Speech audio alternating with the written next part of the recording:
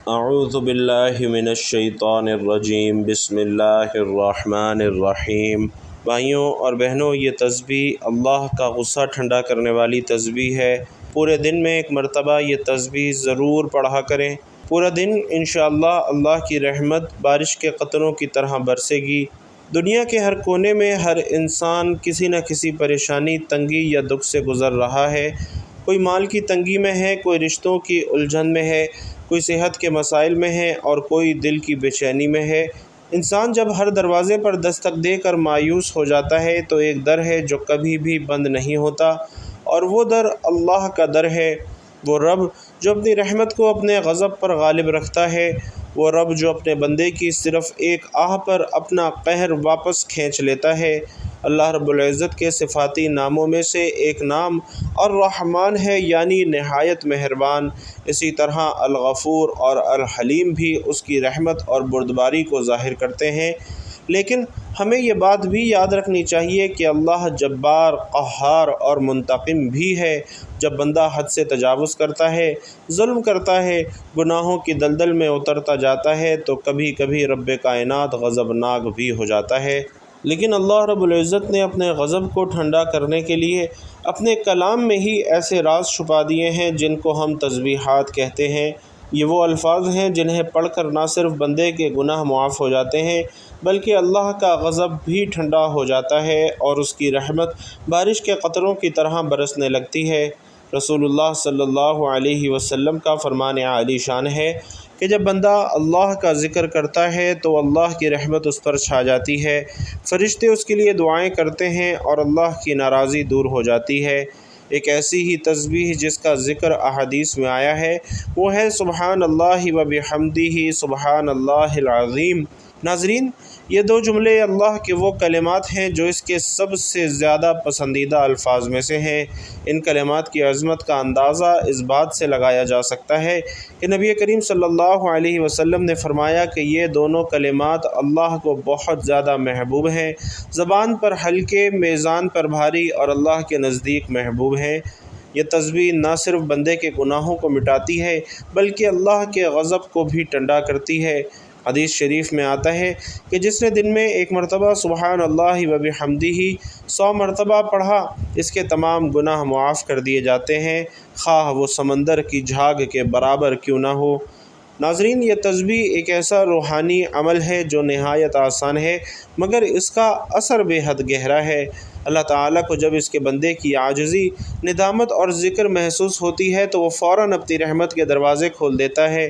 ایسے وقت میں جب دنیا فتنوں سے بھری ہوئی ہے، انسان گناہوں کی آلودگی میں گھرا ہوا ہے اور نافرمانی عام ہو چکی ہے، تو ہمیں ان تسبیحات کی طرف پلٹنے کی اشد ضرورت ہے۔ جو تسبیح اللہ کا غصہ ٹھنڈا کر دے، وہی تسبیح ہماری زندگی کے بگڑے حالات بھی سنوار سکتی ہے، وہی تسبیح ہماری دعاؤں کو مقبول کروا سکتی ہے اور وہی تسبیح ہماری آخرت کو روشن کر سکتی ہے۔ دنیا میں بے شمار قوتیں ہیں، بے شمار طاقتیں اور حکومتیں ہیں، لیکن ان سب سے بالا اور برتر ذات صرف اور صرف اللہ رب العزت کی ہے۔ وہ خالق ہے، وہ مالک ہے، وہ رب ہے، وہ رازق ہے، وہی قہار بھی ہے، رحمان بھی ہے۔ اس کا ہر فعل عدل پر مبنی ہے، ہر فیصلہ حکمت سے بھرپور ہے، اس کی ہر صفت ایک مکمل حقیقت ہے۔ مگر انسان کی عقل اکثر صرف ایک سوال میں الجھتی ہے کہ اللہ صرف رحم کرنے والا ہے یا وہ ناراض بھی ہوتا ہے؟ اللہ کے غضب اور اس کی رحمت کا قرآن و حدیث کی روشنی میں موازنہ کریں کہ اللہ تعالیٰ کی صفت غضب یعنی ناراضگی قرآن مجید میں کئی مقامات پر بیان ہوئی ہے، لیکن یہ بات بھی اہم ہے کہ اللہ کا غضب کبھی بھی بغیر وجہ کے ظاہر نہیں ہوتا۔ وہ اپنی مخلوق پر مہربان ہے، مگر جب انسان مسلسل سرکشی، نافرمانی اور ظلم کی حد پار کر لیتا ہے تو ہی اللہ کے غضب کی چنگاریاں بھڑکتی ہیں۔ قرآنی آیات میں غضب کا بیان موجود ہے، جیسا کہ سورۃ البقرہ میں ارشاد ہے کہ ان پر اللہ کا غضب نازل ہوا، یہ اس لیے کہ وہ اللہ کی آیات کا انکار کرتے، نبیوں کو ناحق قتل کرتے اور نافرمان حد سے بڑھنے والے تھے۔ یہ آیت یہود کے اعمال پر نازل ہوئی جنہوں نے اللہ تعالیٰ کی نعمتوں کے باوجود انکار کیا اور حد سے تجاوز کیا۔ اسی طرح سورۃ المائدہ میں ارشاد ہے کہ تم ان میں سے بہتوں کو دیکھو گے کہ وہ کافروں سے دوستی کرتے ہیں، یقیناً وہ جو کچھ کرتے ہیں وہ برا ہے، جس پر اللہ کا غضب نازل ہوتا ہے اور وہ ہمیشہ کے لیے عذاب میں رہیں گے۔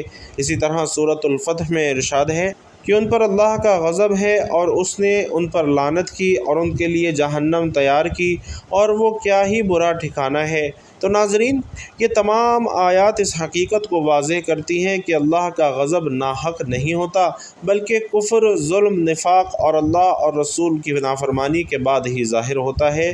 اللہ کی رحمت جو کہ ہر چیز پر غالب ہے، جہاں قرآن میں اللہ کے غضب کا ذکر ہے، وہاں اس کی رحمت کا بیان کئی گنا زیادہ موجود ہے۔ اللہ کی رحمت اس کے غضب سے زیادہ ہے، جیسا کہ نبی علیہ السلام نے فرمایا کہ اللہ تعالیٰ نے رحمت کو 100 حصوں میں تقسیم کیا، ایک حصہ دنیا میں رکھا جس سے مخلوق ایک دوسرے پر رحم کرتی ہے، اور باقی 99 حصے اس نے اپنے لیے محفوظ رکھے ہیں اور قیامت کے دن کے لیے ہیں۔ اسی طرح سورۃ الاعراف میں ہے کہ میری رحمت ہر چیز پر وسیع ہے، اور یہ وہ آیت ہے جو اللہ کے اس فرمان کو بیان کرتی ہے کہ وہ اپنے بندوں پر رحم کرنے والا ہے، چاہے وہ کتنے ہی گناہ گار کیوں نہ ہوں۔ اسی طرح سورۃ الزمر میں ارشاد ہوتا ہے کہ اے میرے بندو، جنہوں نے اپنی جانوں پر زیادتی کی، اللہ کی رحمت سے نا امید نہ ہو، بے شک اللہ سارے گناہ معاف کر دیتا ہے۔ یہ آیت ان سب گناہ گاروں کے لیے امید کی کرن ہے جو توبہ کے دروازے پر آنا چاہتے ہیں۔ اسی طرح سورۃ النحل میں ارشاد ہوتا ہے کہ اگر تم اللہ کی نعمتوں کو گننے لگو تو انہیں شمار نہ کر سکو گے، یہ اس کی رحمت کی وسعت کا اظہار ہے جو ہر لمحہ ہمارے گرد ہے۔ رسول اللہ صلی اللہ علیہ وسلم سے ایک حدیث قدسی روایت ہے کہ میری رحمت میرے غضب پر غالب آ چکی ہے، اور یہ حدیث نہایت اہم ہے کیونکہ اس میں اللہ رب العزت خود اپنی صفت رحمت کی برتری کا اعلان فرما رہا ہے۔ یہ اعلان ہمیں مایوسی سے نکالتا ہے اور توبہ کی امید دلاتا ہے۔ تو ناظرین، انسان جب ذکر الہی سے دور ہو جاتا ہے تو اس کی زندگی میں بے برکتی، بے چینی اور مصیبتیں بڑھنے لگتی ہیں۔ اللہ کی ناراضگی صرف گناہوں سے نہیں بلکہ غفلت سے بھی ظاہر ہوتی ہے، اور یہی وہ مقام ہے جہاں تسبیح کا کمال سامنے آتا ہے۔ اللہ رب العزت خود قرآن میں فرماتا ہے کہ اللہ کی تسبیح کرو صبح اور شام، یعنی تسبیح اللہ کی یاد ہے، اس کا جلال ہے، اس کے حضور عاجزی کا اظہار ہے، اور جب بندہ رب کو پکارتا ہے تو اللہ کا قہر نرمی میں بدل جاتا ہے۔ یہ دنیا ایک امتحان گاہ ہے جہاں انسان کے اعمال اسے اللہ کی رحمت کے قریب بھی لے جا سکتے ہیں اور اس کے غضب کے قریب بھی، لیکن اللہ نے ہر لمحہ بندے کو واپس پلٹنے کا موقع دیا ہے، اور یہ موقع توبہ، دعا اور ذکر کے ذریعے ممکن ہے۔ دنیاوی زندگی میں ہم جب کسی طاقتور کے در پر جاتے ہیں تو اس سے بات کرنے کا ایک خاص طریقہ، آداب اور الفاظ ہوتے ہیں، لیکن جب ہم رب العالمین کے دربار میں حاضری دیتے ہیں تو وہ سب سے زیادہ محبت کرنے والا، سب سے زیادہ سننے والا اور سب سے زیادہ معاف کرنے والا ہے۔ اس رب کو راضی کرنے کے لیے جو سب سے خوبصورت ذریعہ ہے وہ تسبیح ہے، اور تسبیح صرف زبان سے ادا کیے جانے والے الفاظ نہیں ہیں، بلکہ یہ دل کا جھکاؤ، روح کا جھکاؤ اور اللہ کی عظمت کا عملی اعتراف ہے۔ تسبیح عربی لفظ سبح سے نکلی ہے، جس کے معنی ہے اللہ کی پاکی بیان کرنا، اسے ہر نقص، کمی اور عیب سے پاک ماننا، اور تسبیح کے ذریعے ہم اللہ کی بڑائی، عظمت اور کمال کو مانتے ہیں، اور جب بندہ دل سے اللہ کی تسبیح کرتا ہے تو زمین، آسمان، ہوا، پانی، حتیٰ کہ کائنات کی ہر چیز اس کے ساتھ شامل ہو جاتی ہے۔ اور تسبیح ایک ایسا عمل ہے جو دل کو اللہ کے قریب اور زندگی کو بابرکت بنا دیتا ہے۔ قرآن مجید میں تسبیح کا تذکرہ تقریباً ہر دوسرے پارے میں موجود ہے۔ اللہ رب العالمین فرماتے ہیں کہ اللہ کی تسبیح ہر وہ چیز جو آسمانوں اور زمین میں ہے، وہی اللہ ہے جس کی تسبیح ہر چیز کر رہی ہے۔ تو اپنے رب کی تسبیح کر صبح اور شام اور رات کے کچھ حصے میں بھی۔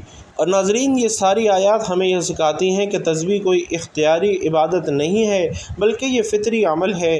اگر انسان نہ کرے تب بھی کائنات اللہ کی تسبیح مسلسل کر رہی ہے۔ اللہ تعالیٰ جس طرح اپنی ذات میں بے مثل اور بے مثال ہے، اسی طرح اس کی ہر صفت ازلی اور ابدی اور لامحدود ہے، تاہم اس کی صفت رحمت سب سے بڑھ کر ہے۔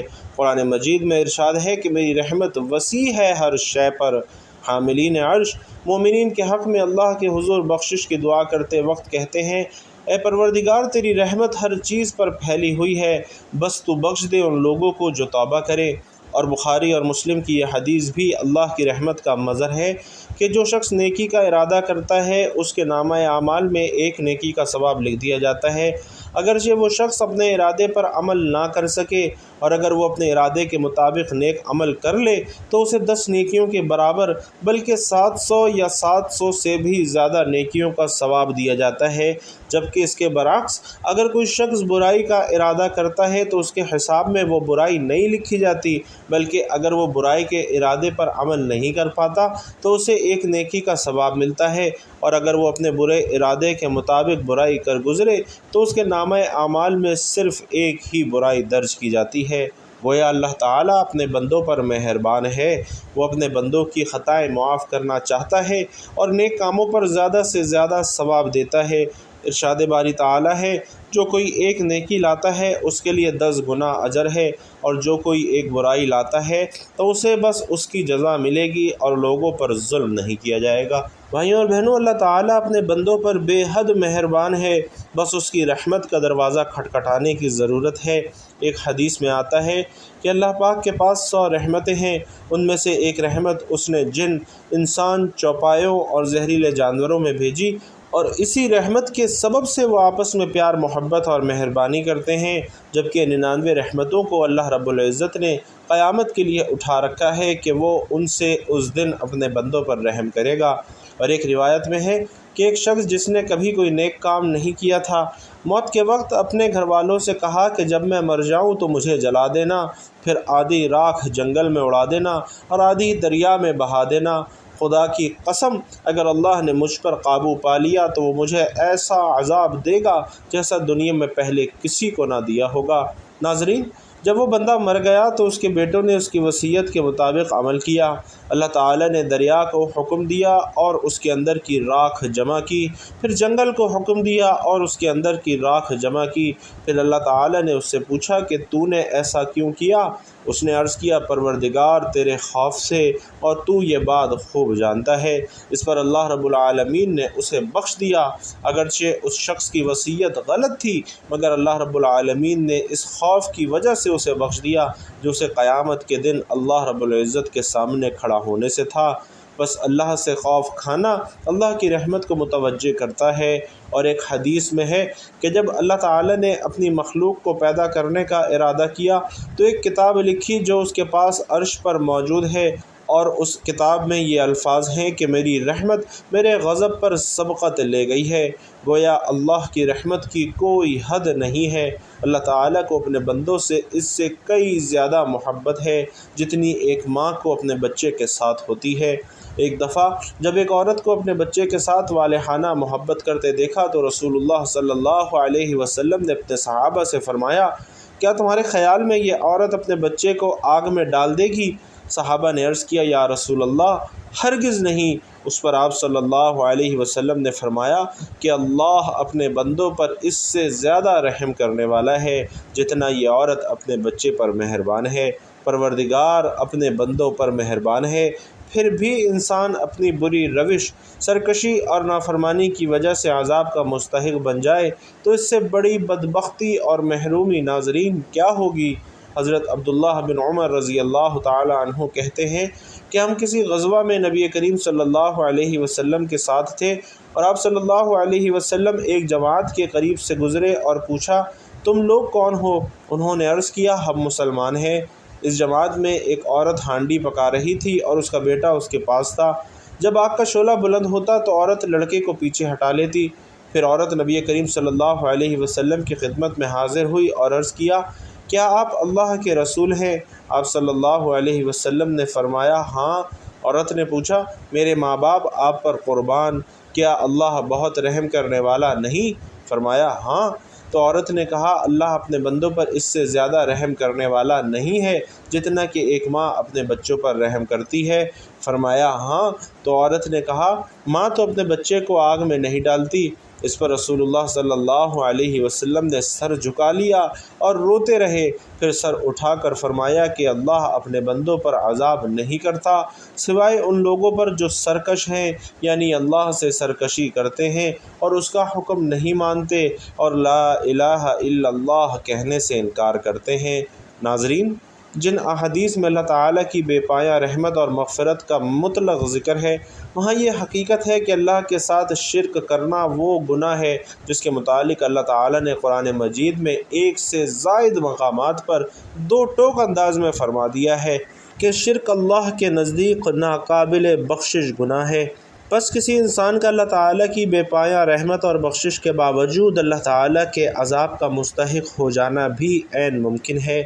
معلوم ہوا کہ اللہ تعالیٰ کی بے پایہ رحمت اور مغفرت کا امیدوار ہونے کے لیے لازم ہے کہ بندہ اپنے آپ کو نیک اعمال اور توبہ اور استغفار کے ذریعے اس کا اہل بنانے کی کوشش کرے، اللہ تعالیٰ کے احکامات کو مانے، حقوق اللہ اور حقوق العباد کی ادائیگی کی کوشش کرے، اللہ کے غضب کو دعوت دینے والے کام نہ کرے، استغفار کو اپنا شعار بنائے، شرکیہ امور سے سخت اجتناب کرے، کیونکہ شرک بندے کو اللہ کی بے پایہ رحمت سے محروم کر دیتا ہے، اور قرآن مجید میں ارشاد ہے، بے شک جس نے شریک ٹھہرایا اللہ کا پس حرام کی اللہ نے اس پر جنت اور اس کا ٹھکانہ دوزخ ہے۔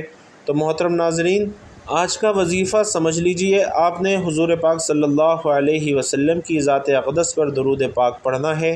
درود پاک آپ کوئی سبھی پڑھ سکتے ہیں، چاہے تو آسان اور مختصر سا درود صلی اللہ علیہ وآلہ وسلم پڑھ لیں، یا صلی اللہ علی محمد پڑھ لیں، یا پھر نماز والا درود یعنی درود ابراہیمی پڑھ لیں۔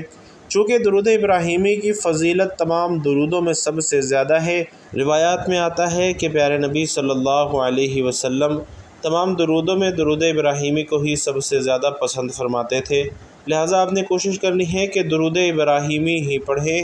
خیر و برکت اور ثواب کی نیت سے درود ابراہیمی ایک مرتبہ میرے ساتھ بھی پڑھ لیجئے۔